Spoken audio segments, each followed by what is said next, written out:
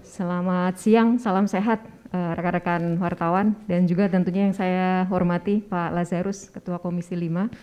Sahabat saya juga Pak, tadi karena udah disebut sebagai sahabat, berarti Bapak sahabat saya juga dong ya.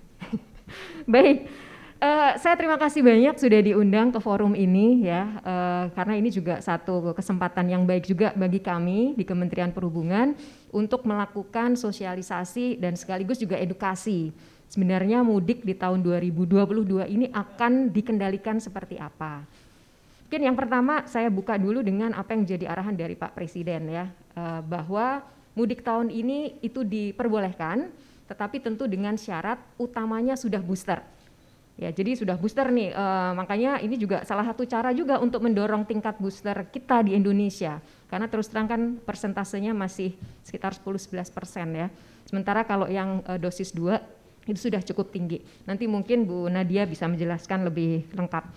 Selanjutnya juga beliau selalu mengingatkan bahwa mudik ini harus bisa dilaksanakan dengan tetap menjaga protokol kesehatan. Karena bagaimanapun pandemik itu belum berakhir ya. Meskipun kalau kita lihat angka penularan dari hari ke hari semakin menurun, tetapi yang perlu diingat pandemiknya belum berakhir. Kemudian yang ketiga, dengan arahan tersebut, kami kemudian melaksanakan yang namanya survei. Yang diumumkan sebelumnya, survei ini adalah survei yang menggunakan syarat perjalanan yang lama, yaitu vaksin 2 kali, tapi bebas tes. Ya, Bapak Ibu merasakan ya waktu itu ya, jadi teman-teman merasakan bagaimana kalau sudah vaksin 2 kali tidak perlu antigen, tidak perlu PCR. Ketika mudik diumumkan, terbitlah surat edaran Satgas nomor 16 tadi, di mana syaratnya berubah, hanya yang sudah booster yang bebas tes. Sementara kalau yang baru 2 kali tetap harus PCR atau antigen, sementara kalau yang baru 1 kali tetap harus PCR. Lalu kami tanyakan ke publik, kita survei lagi, kalau syaratnya seperti itu, seperti apa animo orang untuk mudik? Ternyata angkanya justru bertambah. Jadi kemarin kalau Bapak, Ibu, rekan-rekan melihat Pak Presiden membuat pernyataan ya setelah ratas, mengatakan bahwa saat ini animo yang mau mudik meningkat menjadi 85,5 juta dari yang semula 79,4 juta. Artinya syarat booster mungkin dilihat, oh bisa kok saya lakukan gitu ya, karena toh juga sebenarnya booster dilakukan juga di banyak titik dan itu bebas biaya. Itu yang pertama ya rekan-rekan semuanya. Nah dari hasil survei ini sebenarnya masih sejalan dengan tadi yang disampaikan oleh Pak Lazarus. Betul bahwa moda transportasi utama hampir 50% itu adalah penggunaan kendaraan pribadi, roda 4 maupun roda 2. Jadi kita teringat masa-masa sebelum pandemik ya, betapa mudik ini euforia masyarakat, tradisi tahunan, dan sering kita lihat keluarga yang menggunakan roda 2. Ini agak mencemaskan karena sebenarnya roda 2 dipakai untuk jarak jauh itu sangat membahayakan untuk keselamatan ya. Nah ini juga satu tantangan buat kami semua yang nanti akan mengendalikan mudik. Jadi ini saya kasih gambaran dulu betapa nanti angka mudik ini akan sedemikian besar. Ini survei ya, tapi setiap tahun ketika melakukan survei hampir bisa dikatakan realisasinya tidak jauh beda. Khususnya di saat sebelum pandemik. Dan dari Jabodetabek sendiri yang akan melakukan mudik itu sekitar 14 juta. Ini angka yang sudah sama dengan tahun 2019. Jadi memang betul Pak Lazarus bahwa kita harus melihat ini sebagai sebuah mudik yang dalam 2 tahun terakhir ini tidak kita rasakan dan seolah kembali ke masa normal. Oleh karena itu pemerintah mengeluarkan aturannya, tadi sudah disampaikan surat edaran dari Satgas yang memang menjadi rujukan. Jadi di masa pandemik ini rekan-rekan semuanya yang namanya syarat perjalanan itu selalu payungnya di Satgas. Kemudian diturunkan oleh Kemenhub dalam surat edaran untuk petunjuk teknis pelaksanaan di lapangan. Jadi supaya operator pelabuhan, operator bandara, operator terminal maupun stasiun itu punya rujukan, juknisnya itu dari Kemenhub. Syaratnya kita ambil dari Satgas. Lalu terbitlah surat edaran dari Kemenhub, itu surat edaran nomor 36, itu untuk udara ya, 37 itu untuk darat, untuk laut, kemudian not 38 itu untuk darat dan 39 untuk kereta api. Sudah terbit semua dan sudah berlaku sejak 5 April, 2 hari yang lalu. Jadi semuanya sudah berjalan. So far kalau ditanya seperti apa respon masyarakat, so far responnya tidak ada masalah, belum ada lonjakan, dan tetapi memang sepertinya masih perlu ada edukasi dan sosialisasi lagi. Karena sebagian masih ada yang merasa kok saya nggak tahu dan sebagainya. Tapi so far so good lah istilahnya ya, lancar-lancar aja. Nah, pertanyaannya kan sekarang lalu gimana persiapan sarana dan prasarananya? Karena 85,5 juta bukan angka yang kecil. Dan sebagian besar menggunakan kendaraan pribadi. Untuk transportasi umum, darat, laut, udara, kereta api, lebih mudah kami mengkontrol dan mengkoordinasikan. Karena operatornya hampir semua tuh BUMN ya, khususnya di laut, Pelindo, Pelni itu kan semua BUMN ya. KAI malah satu-satunya, tidak ada lagi kan operator kereta yang lain gitu. Dan anak-anaknya ya termasuk KCI dan lain-lain. Kemudian udara, ya kita ada BUMN, ada yang non BUMN, tapi semua umumnya sudah terbiasa dengan koordinasi dan setiap kali mudik memang selalu dilakukan rakor-rakor. Kemudian kereta api, laut, darat. Nah ini darat untuk transportasi umum, memang ini ada bis, ada travel legal ya. Ya ini juga selalu disampaikan, ketentuannya seperti ini, utamakan keselamatan dan tentu protokol kesehatan. Juknis menjadi rujukan bagi operator ya. Dan sampai saat ini yang sudah dilakukan Kemenhub, kami dari awal masuk kira-kira sebulan sebelum periode Ramadan sudah turun ke lapangan untuk lakukan ramcek. Ramcek ini sebenarnya untuk mengetes atau menguji, mengecek kelaik operasian dari sarana transportasi. Ya memang sekarang banyak yang menanyakan ya, kan udah cukup lama ya nggak beroperasi gitu. Gimana untuk menjamin bahwa ketika dioperasikan itu tetap aspek keselamatannya dijaga. Khusus pesawat Bapak Ibu meskipun nggak dioperasikan, ya itu ketika akan dioperasikan lagi selalu ada uji kelaik operasian yang sudah menjadi SOP. Dan tim dari Kementerian Perhubungan, Dirjen Perhubungan Udara itu ada inspektorat yang akan melakukannya betul-betul ke lapangan dan diaudit. Itu yang paling penting ya. Kemudian juga yang kedua tentu kaitannya dengan sarana-sarana seperti bis. Ini juga Pak Dirjen Darat ini sekarang ada di lapangan, langsung datang ke para operator untuk memastikan mereka harus memastikan betul bahwa modanya itu siap dari aspek keselamatannya dulu. Itu yang paling mendasar karena ya. Setelah itu jumlahnya, frekuensinya itu tentu harus memenuhi, tapi yang paling mendasar aspek keselamatannya dulu. Jadi ini rekan-rekan semuanya memang yang paling utama kami lakukan adalah kelaik operasian. Ini adalah pendukung faktor keselamatan yang paling utama. Jadi itu yang sedang kami lakukan saat ini, bahkan jam 2 ini Pak Lazarus, Pak selamat datang Bu Nadia. Ya. Bahkan jam 14 nanti Pak Menhub akan datang ke Bandara Soekarno-Hatta dan Stasiun Pasar Senen untuk dalam rangka ramcek tadi. Jadi sudah mulai dilakukan. Dan ini akan terus dilakukan secara berkala setiap minggu di hari kerja maupun weekend untuk memastikan semuanya memang siap. Nah memang ada beberapa tantangan kaitan dengan tadi kendaraan pribadi. Kendaraan pribadi hampir bisa dikatakan 40 jutaan yang akan bergerak dari 85,5 juta tadi. Memang pengawasannya akan menjadi sebuah tantangan tersendiri. Nah dalam hal ini kami melihat bahwa yang paling diutamakan sebenarnya sekarang adalah kesadaran dari masyarakat. Oleh karena itu mengapa pemerintah mengumumkan jauh hari sebelum periode Ramadannya mendekati Lebaran, agar mereka teredukasi. Ada syarat yang harus dipenuhi, masih punya banyak waktu untuk melakukan itu. Booster sudah tersedia di mana-mana, silahkan melakukan vaksinasi, dan setelah Anda booster sebenarnya bisa dibilang Anda bisa meminimalisir potensi untuk tertular atau sebaliknya juga menularkan. Jadi ini yang kita tekankan terus. Makanya kalau ditanya strategi komunikasinya gimana, di awal-awal ini adalah ayo booster gitu. Itu ya Bu Nadia ya, ini bantu Bu Nadia juga karena beliau yang ini menggawangi program vaksinasi.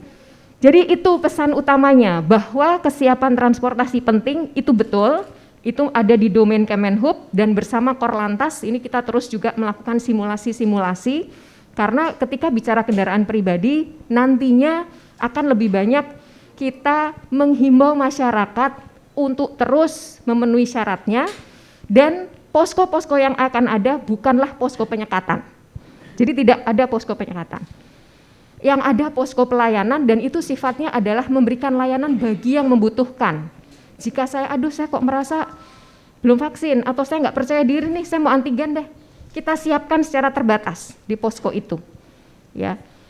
Jadi kita menghindari potensi penumpukan, potensi antrian, karena 44 juta itu angka yang tidak sedikit. Kemarin sudah dibahas di Raker, kalau mau diperiksa satu persatu mungkin antriannya bisa sampai Jakarta. Padahal itu rest areanya di Jawa Tengah gitu kan. Jadi memang itu sesuatu yang realistis harus kita kelola. Dan kami melihat bahwa posko pelayanan ini yang akan diterapkan, masyarakat tetap merasa terpenuhi kebutuhannya, tetapi penumpukan antrian bisa kita kurangi potensi terjadinya. Mungkin untuk sementara itu, Mas, yang bisa saya sampaikan. Nanti kita bisa diskusi lebih lanjut. Terima kasih. Terima kasih, Ibu Adita. Baik, selamat datang, selamat bergabung juru bicara vaksinasi dari Kementerian Kesehatan, Ibu Siti Nadia Tarmizi. Bu, langsung saja Bu, ini kayaknya banyak pertanyaannya mengarah ke Ibu semua nih Bu. Bu, sebenarnya bisa dipresentasekan atau booster yang tersedia atau penggunaan booster saat sebelum diumumkan dengan sesudah diumumkan kelonggaran mudik, diperbolehkan mudik itu udah berapa Bu? Lalu vaksinasi primernya sendiri targetnya sudah tercapai apa belum Bu? Kenapa yang justru yang dikejar malah booster nih? Terkesan yang dikejar justru boosternya Bu, bukan vaksinasi 1-2-nya. Silakan Ibu. Iya, baik, terima kasih.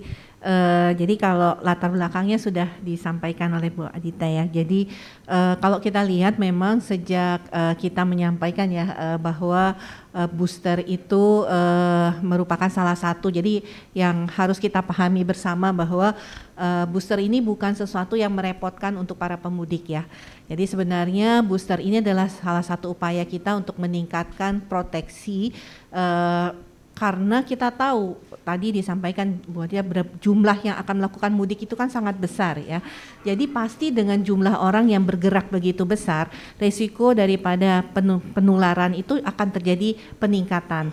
Nah, karena resikonya meningkat, makanya kita tambahkan juga proteksi kekebalan pada tubuh kita untuk lebih bisa meningkatkan kemampuan kita nanti menghadapi resiko-resiko peningkatan laju penularan yang terjadi tadi. Ini satu. Yang kedua adalah kita selalu tahu kalau mudik itu selalu kumpul dengan orang yang lebih tua, dan dalam perjalanan itu pasti juga ada orang-orang yang punya komorbid kan. Nah, dan yang ketiga pasti akan ada anak-anak di bawah usia 6 tahun yang akan ikut mudik. Nah, ini adalah 3 kelompok rentan yang harus kita lindungi sejak awal. Makanya kemudian kita mendorong, dan sebenarnya mengapa kemudian pemerintah mengambil kebijakan untuk booster itu menjadi salah satu yang kita lakukan sebelum mudik sebagai bagian sebenarnya menjaga kesehatan kita semua. Nah, kalau lihat jumlahnya memang kita lihat memang terjadi lumayan peningkatannya, yang tadinya sekitar 300-400 ribu, sekarang penyuntikan per hari untuk dosis ketiga sekarang ini sekitar 700 ribu sampai dengan 760 ribu ya, dan terutama di daerah-daerah di mana memang banyak asal pemudik ya yang kita lihat tren terjadi peningkatannya. Nah, jumlah yang sudah mendapatkan dosis ketiga sampai saat ini sudah mencapai 26,8 juta. Nah, tadi ditanyakan ya apakah kemudian kita konsentrasi pada dosis ketiga saja. Nah, ini tidak kita lakukan bahwa kemudian dosis 1, dosis keduanya tertinggal ya, tetap dosis 1, dosis kedua kita kejar, dan saat ini dosis kedua untuk vaksinasi dari target 208 juta itu sudah mencapai angka hampir 80%. Nah, tapi target kita mau lebih lagi nih, target kita nih di akhir Mei kita berharap 70% dari total 270 juta masyarakat kita sudah tervaksinasi. Kalau tadi dari 208 juta target kita yang di awal, sekarang kita berharap di akhir Mei itu 70% masyarakat kita sudah mendapatkan vaksinasi dosis lengkap. Kenapa kita ingin mencapai angka tersebut? Itu minimal ya, tujuannya adalah salah satu syarat yang dikatakan kondisi oleh WHO itu adalah kalau 70% masyarakat dari populasinya sudah tervaksinasi. Ingat ya, waktu itu Pak Dirjen WHO Tedros mengatakan dunia ini bisa keluar dari pandemi kalau kemudian setidaknya 70% dari masyarakat global sudah tervaksinasi. Nah, kita capai dulu tuh Indonesia di bulan Mei ya. Jadi secara bersamaan melengkapi dosis kedua itu tetap menjadi prioritas, karena kita tahu nggak ada gunanya banyak yang orang booster tapi kemudian yang dosis keduanya nggak lengkap, itu akan terus menjadi lokus kelemahan kita, di mana kalau nanti ditambah dengan mobilitas yang tinggi itu akan menjadi potensi peningkatan kasus yang besar. Jadi strategi yang kita lakukan tentunya menghadapi hajatan besar ya buat tahun ini, dan ini sebenarnya uji coba untuk kita semua Bapak Ibu sekalian, karena kita tahu bahwa dalam perjalanan nanti kita hidup berdampingan dengan COVID-19 akan selalu ada ya event mudik, dan selalu akan ada Ramadan tiap tahunnya, dan nggak mungkin setiap tahun kita bilang nggak boleh mudik ya, mudik ya, karena kita tahu bahwa COVID-19 itu akan butuh waktu lama untuk dia hilang, atau yang kita sebut sebagai eliminasi eradikasi. Yang kita pasti lakukan adalah mengendalikannya pada kondisi yang mungkin teman-teman sekalian semua sudah tahu semua, bahwa kondisi endemi. Nah, kondisi endemi itu selalu ada potensi peningkatan kasus, kejadian luar biasa. Nah, sekarang kita tes kita bisa nggak nih dengan ketahanan yang kita miliki sekarang, kita tambahkan proteksi dengan booster, kita percepat vaksinasi dosis 1, dosis kedua, bahkan daerah-daerah, jadi bukan hanya para pemudik ya, tapi pemerintah daerah, kabupaten kota yang menjadi tujuan mudik, yang menjadi tempat pariwisata ya, ini kita dorong untuk segera vaksinasi, terutama 70% pada masyarakat umum dan pada lansia, karena lansia ini memang masih menjadi PR kita bersama. Demikian. Baik, terima kasih Ibu Nadia. Baik, kita langsung ke rekan-rekan media yang ada di ruang diskusi siang ini. Untuk dua penanya, silakan Mas. Silakan Pak Eko. Untuk dua penanya saja. Silakan.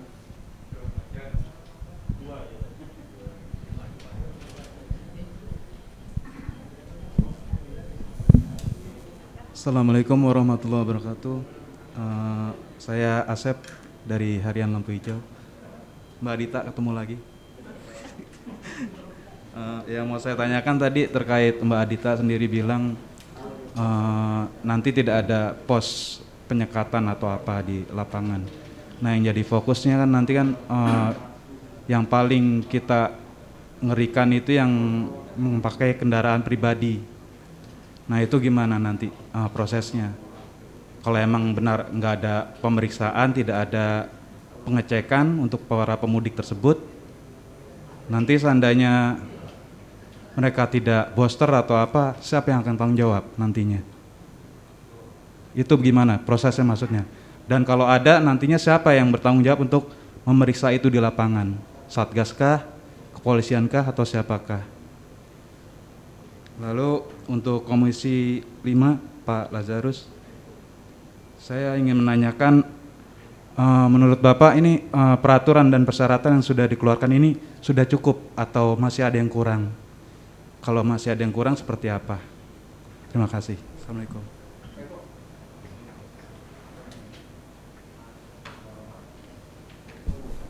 Terima kasih. Nama saya Eko dari suarainvestor.com.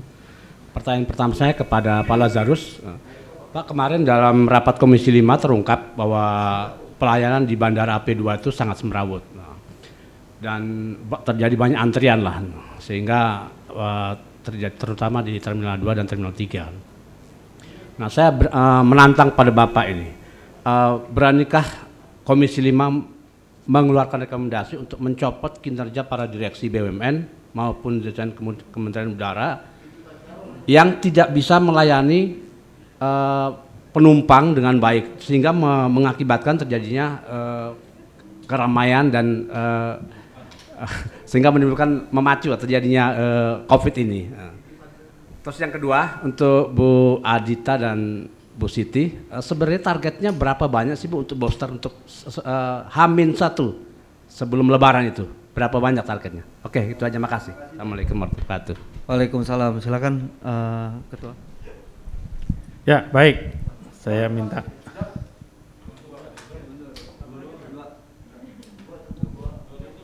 Ya, saya minta giliran duluan karena saya ada acara sebentar lagi. Pertanyaan pertama tadi dari Mas Asep ya.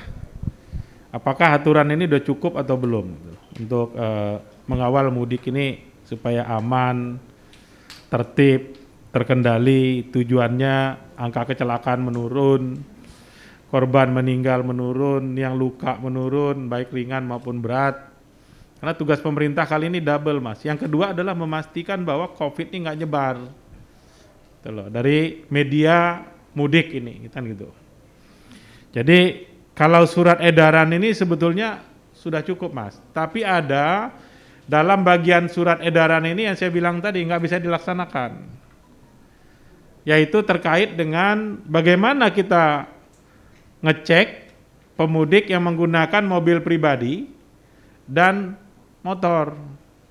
Tadi sudah ditegaskan dari Kementerian Perhubungan, tidak ada penyekatan. Yang ada hanya pos-pos pelayanan. Kan gitu, Bu ya? Nah dengan demikian yang pribadi ini loss, Mas.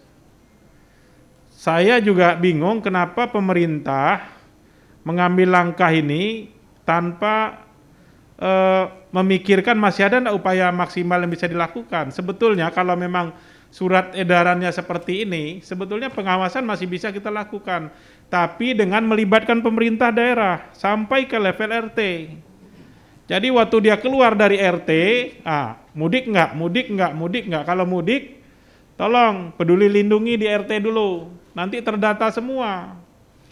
Padahal COVID ini kan sudah bertahun-tahun kita, kan gitu. Tapi surat edaran ini kemarin keluar ya mohon maaf, seperti orang yang bangun buru-buru ini. Terus bikin isi aturan yang nggak bisa dilaksanakan. Kalau nggak bisa dilaksanakan, ngapain dibuat aturannya? Atau tidak dipatuhi juga nggak apa-apa ini. Dan tidak dilaksanakan. Saya terpaksa bicara begitu, Mas. Karena sebagai wakil rakyat, saya harus peduli. Manakala nanti COVID ini meningkat, kita kan nggak tahu juga ini. Yang sudah terinfeksi aja berkali-kali bisa kena, yang sudah booster juga masih bisa terinfeksi. Itu fakta. Di sini hadir nih yang dari nangani masalah vaksin dari kesehatan. Kan itu faktanya, Bu ya. Ada teman saya kena berkali-kali, Bu.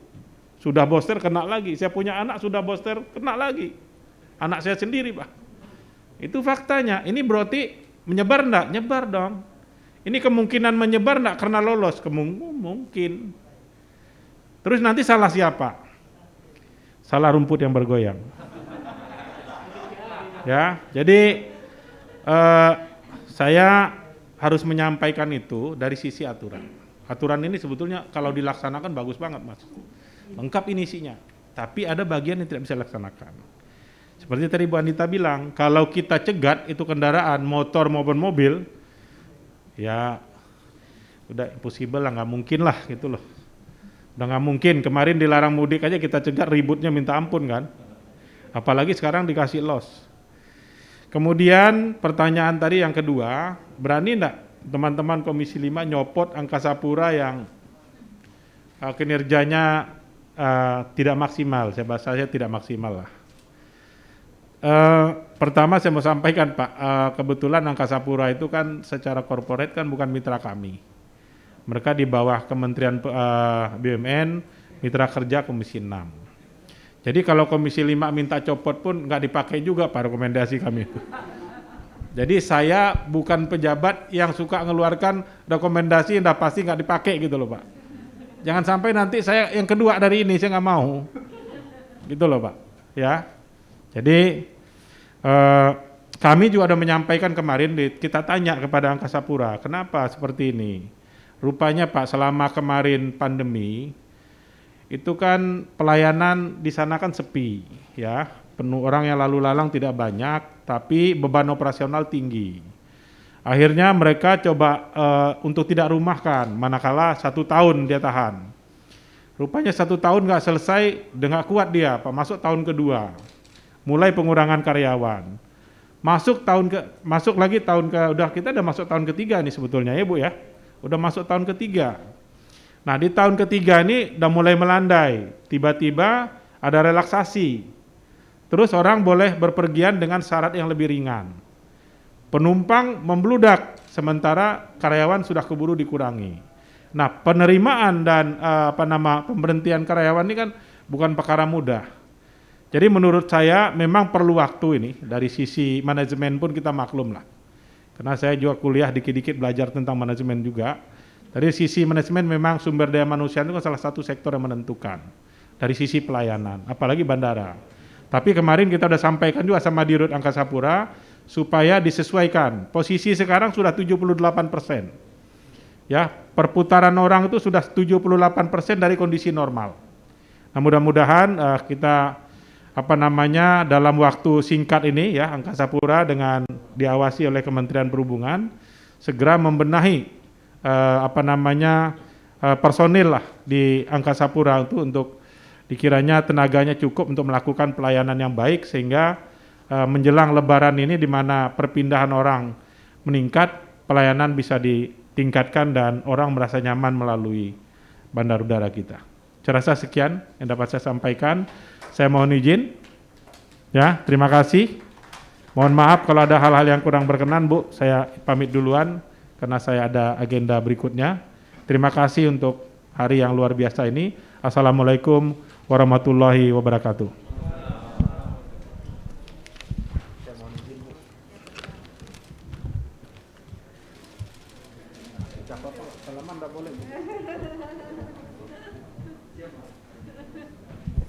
Baik, diskusi masih kita lanjutkan. Terima kasih kepada Bang Lazarus yang sudah menyempatkan waktunya.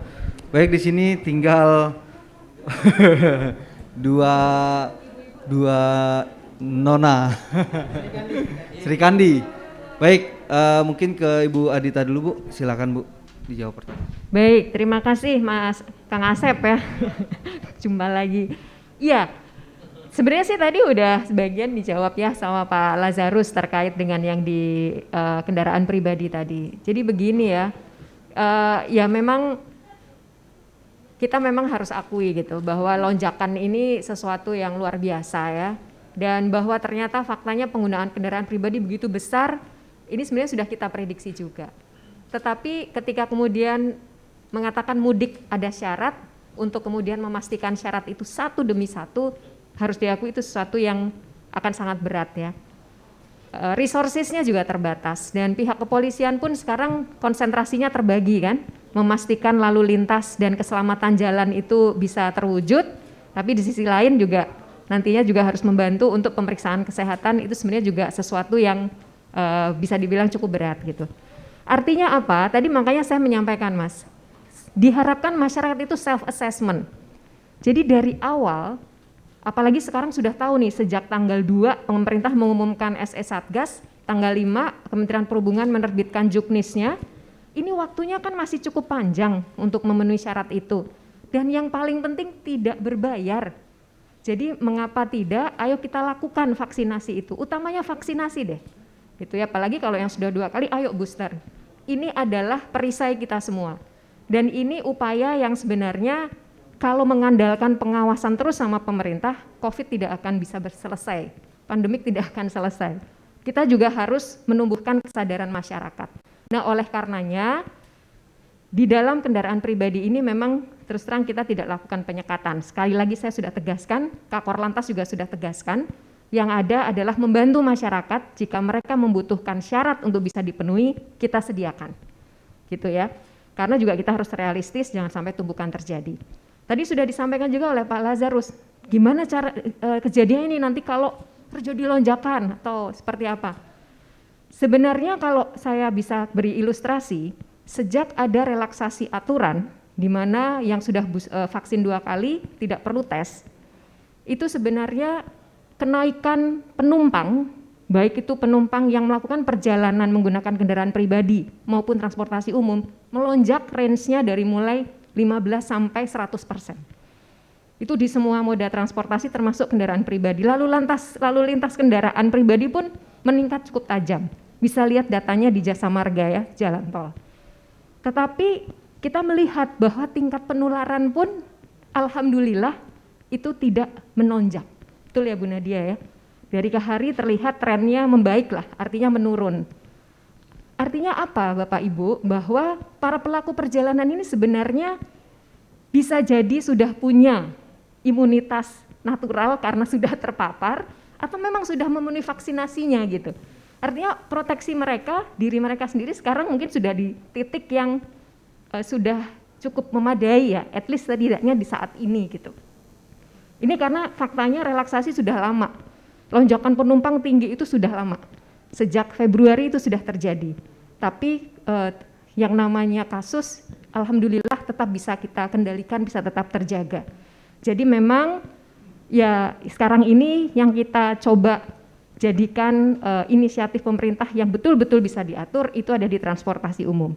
Kendaraan pribadi sifatnya mari kita himbau memenuhi vaksinasi dan pemerintah memberikan layanan itu. Begitu, jadi sekali lagi ini adalah upaya maksimal ya, karena sekali lagi kalau kita lakukan cek satu-satu memang tidak mungkin. Itu yang pertama jawaban buat Kang Asep. Kemudian tadi pertanyaan dari Pak Eko. Pak Eko tadi pertanyaannya terkait dengan, booster ya? Oke. Kalau booster mungkin lebih ke Bu Nadia, tetapi kalau dari kami menyambut baik syarat ini. Ya, sekali lagi karena di transportasi kita merujuknya kan kepada Satgas, di mana Satgas memutuskan juga sudah koordinasi lintas sektoral, termasuk tentu dengan Kemenkes, kira-kira syarat apa yang tepat dalam kondisi mudik, di mana akan terjadi perjalanan masif masyarakat. Dan dengan adanya syarat booster, kami menyambut baik, dan Kementerian Perhubungan pun menyiapkan vaksin booster itu di simpul transportasi. Jadi di bandara, di stasiun, di terminal maupun di pelabuhan, kita akan siapkan. Tapi sekali lagi secara terbatas ya. Karena kami ingin masyarakat itu siapkan diri sejak awal. Jangan mengandalkan ketersediaan di tempat keberangkatan. Karena satu, nanti ada antrian. Dua, kalau ada KIPI, Anda mengalaminya di perjalanan. Kan itu nggak enak ya, nggak nyaman gitu. Maka lebih baik lakukan sekarang. Cari tempat vaksinasi yang disediakan pemerintah. Dan kalau ada KIPI-nya, ada efek ininya, lanjutannya, itu terjadi ya ketika Anda di rumah, tidak dalam perjalanan. Mungkin itu yang bisa saya pesankan. Jadi soal booster kami mendukung, tapi tolong perhatikan kapan itu akan dilakukan supaya tidak merepotkan. Selanjutnya, Terima kasih Bu Adita. Silakan Bu Nadia. Baik Mas Asep, melengkapi tadi yang disampaikan Bu Adita ya. Jadi kalau target kita awalnya kita berharap sampai dengan akhir Mei ya, itu 30% dari vaksinasi booster sudah kita capai. Tapi target ini sebenarnya tidak berhubungan dengan proses mudik ya teman-teman media sekalian ya. Jadi target-target yang kita susun itu sebenarnya lebih pada roadmap kita untuk menuju ke arah endemi tadi. Jadi kenapa tadi kami sampaikan mudik ini adalah salah satu ujian kita, karena kan kalau kita mau menuju ke posisi yang kita sebut sebagai endemi, tadi kan kita harus konsisten nih, penularannya tetap rendah, angka positif tetap rendah, kasus juga lebih sedikit, kasus kematian juga rendah. Nah, ini yang kita tidak inginkan ya. Tadi ya, disampaikan juga bahwa sejak ada relaksasi terkait pelaku perjalanan dalam negeri, itu memang sudah terjadi peningkatan jumlah pelaku perjalanan luar negeri. Nah, dengan mudik ini sebenarnya kan menambahkan satu syarat lagi, yang tadinya kalau sudah vaksin 2 kali sih sebenarnya kan sudah nggak harus periksa PCR atau antigen ya, tapi sekarang vaksin 3 kali baru itu yang bebas PCR atau antigen. Kenapa? Karena tadi jumlah mobilitas yang tinggi. Kenapa mobilitas yang tinggi? Karena kita tahu tadi kecenderungan peningkatan kasus selalu terjadi pada mobilitas yang tinggi. Padahal kita sedang berusaha menekan terus pada rentang waktu tertentu supaya situasi endemi yang nanti mungkin ini justru akan terjadi setelah Ramadan dan mudik ya. Nah, justru tetap terkendali pada level yang sangat serendah mungkin sehingga kita benar-benar bisa nih mewujudkan situasi endemi tadi. Coba kita bayangkan kalau misalnya mudik, kasus naik lagi, itu kita nggak pernah akan bisa menyelesaikan masalah pandemi kita. Jadi itu yang tadi bahwa target booster itu sebenarnya lebih pada bagaimana kita memaintain laju penularan kita tetap rendah, terutama karena kita akan menghadapi mobilitas yang sangat tinggi pada saat mudik. Targetnya sekitar 30% Pak Eko ya, tapi di Mei. begitu. Jadi memang kita nggak ada target nih pemudik harus booster, nggak sebenarnya. Lebih padi. Kenapa? Mei akhir. Nah, akhir Mei kita 30%, itu targetnya kita. Iya, jadi kita nggak ada target boosternya orang dikejar-kejar booster nggak, tapi lebih tadi mengedukasi ya. Di sisi lain, tadi saya sampaikan sebenarnya kan kemarin kita udah bebaskan ya dosis kedua full, udah nggak perlu PCR sama antigen. Kenapa ya? Karena jumlah orang yang mobilitas itu kita lihat bahwa cukup dengan proteksi 2 dosis. Tapi begitu karena kita bayangin 80 juta ya Bu Aditya kemungkinan akan bermobilisasi, maka harus naik nih proteksinya, makanya booster kita dorong. Mungkin itu, Bang Asep. Terima kasih Ibu Nadia. Semoga kelonggaran ini juga diikuti dengan pencabutan status pandemi di Indonesia. Mungkin langsung aja Mbak Nadia bisa closing statement, nanti diikuti sama Bu Adita. Baik, terima kasih tentunya teman-teman media sekalian. Tadi sesuai juga yang disampaikan Bu Adita bahwa sekarang kenapa dari jauh-jauh hari pemerintah sudah mengumumkan ya, bahkan sebelum SE keluar itu kan Pak Presiden sudah mengumumkan ya, kita udah boleh mudik, tapi gitu ya, sudah ada tapinya, booster. Dan kita juga satu yang ingin kami pastikan bahwa dari Kementerian Kesehatan, satu kita memastikan ketersediaan vaksin. Jadi kalaupun ada beberapa daerah yang mungkin sudah mulai menipis, tapi kami yakinkan bahwa kami akan segera merefill dan mendistribusikan. Yang kedua tadi karena kita mungkin masyarakat yang ingin melakukan mudik ya lakukan persiapan, jangan cuma mobilnya aja yang diservis, tapi orangnya juga diperhatikan ya untuk bisa siap mudik begitu supaya kita nyaman. Betul tadi saya sepakat sama dia bilang jangan sampai di tengah jalan merasakan efek samping, demam, mual ya kan nggak enak banget padahal kita mau enjoy lah ya kalau mudik berkumpul dengan keluarga. Nah, yang ingin kami tekankan sekali lagi, booster ini sebenarnya bukan hanya pada saat pelaku perjalanan ya, tapi saat kita berkumpul. Karena kita berkumpul itu kita berkumpul dengan keluarga besar yang mungkin sudah 2 tahun kita nggak pernah kumpul. Dan kalau kita kumpul pasti ada orang tua kan, pasti ada orang yang tua dan pasti ada orang yang punya darah tinggi, pasti ada orang punya sakit jantung, ada orang punya sakit ginjal. Nah ini yang harus kita lindungi, kita kumpul sama-sama. Nah jadi inilah yang mari kita sama-sama edukasi, segera booster dan yang paling penting juga bahwa walaupun sudah booster tidak melindungi 100%, jadi tetap pakai masker yang benar. Itu saja mungkin Mas. Silakan lanjut Bu Adita. Baik, terima kasih. Ya, ini menambahkan saja tadi yang disampaikan Bu Nadia ya. Jadi yang pertama adalah bahwa mudik ini harusnya menjadi mudik yang menyenangkan ya. Mudik yang sudah lama tidak bisa kita lakukan ya, harusnya menyenangkan, membuat kita juga bisa silaturahim dengan tenang dengan keluarga. Jadi mudiknya seharusnya mudik yang selamat, mudik yang sehat. Tapi untuk itu perlu kontribusi dan peran dari semua pihak. Jadi bukan hanya pemerintah atau pembuat kebijakan, tapi yang paling penting sebenarnya adalah seluruh lapisan masyarakat yang nanti akan melaksanakan mudik. Kesadaran untuk bisa menjaga dirinya, tidak berpotensi menularkan atau tertulari, itu sebenarnya kembali responsibility-nya ke masing-masing. Pemerintah dalam hal ini kan membuat ketentuan, aturan agar semuanya bisa terkendali. Tetapi bagaimana itu akan dilaksanakan tentu masyarakat juga butuh perannya.